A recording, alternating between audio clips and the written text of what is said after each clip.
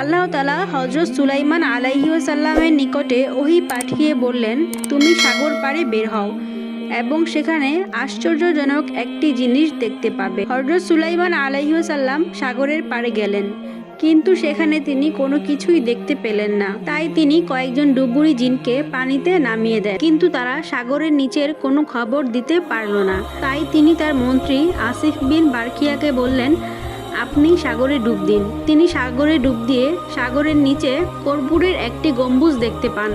তাতে 4টি দরজা রয়েছে, একটি মুক্তার, দ্বিতীয়টি ইয়াকুতের, তৃতীয়টি হীরার, চতুর্থটি জবরদস্ত পাথরের। সব দরজা খোলা হলো, কিন্তু তাতে এক ফোঁটা পানি প্রবেশ করলো না।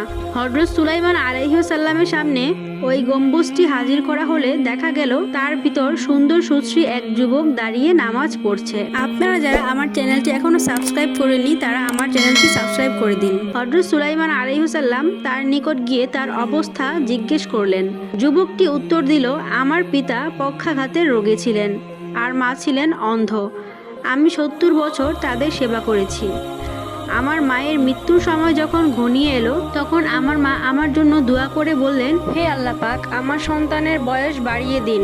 যখন আমার পিতার মৃত্যুর সময় ঘনিয়ে এলো আমার পিতা আমার জন্য দোয়া করলেন, আমার ছেলে সকল প্রকার ঝামেলা থেকে মুক্ত হয়ে নির্জনে যেন ইবাদত করার সুযোগ পায়। তাই আমার পিতামাতার মৃত্যুর পর আমি সাগরের কিনারায় আসলে এই গম্বুজটি দেখতে পাই এবং এতে প্রবেশ করি। তখন একজন ফেরেশতা এসে আমাকে গম্বুজ সহ সাগরের নিচে পৌঁছে দেয়। হযরত সুলাইমান আলাইহিস সালাম জিজ্ঞেস করেন, তুমি কোন যুগের? যুবকটি উত্তর দিল, আমি ইব্রাহিম আলাইহিস সালামের যুগের। হযরত সুলাইমান আলাইহিস সালাম তারিখ দেখে বললেন, 2000 বছর পার হয়ে গিয়েছে। যুবকটির একটি চুলও সাদা হয়নি এবং তিনি তাকে জিজ্ঞেস করলেন, তোমার খাবার এবং পানীয় কি?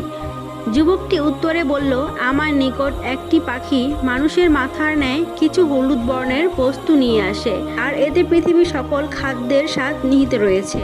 সেই খাদ্য ভক্ষণ করলে আমার ক্ষুধা, পিপাসা, গরম, ঠান্ডা, নিদ্রা, অলসতা ও একাকিত্ব সবই চলে যায়।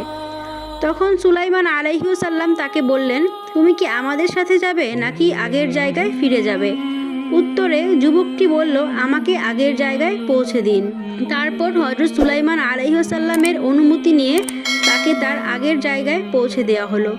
এরপর সুলাইমান আলাইহিস সালাম সকলকে বললেন, দেখো পিতামাতার দোয়া কিভাবে কবুল হয়।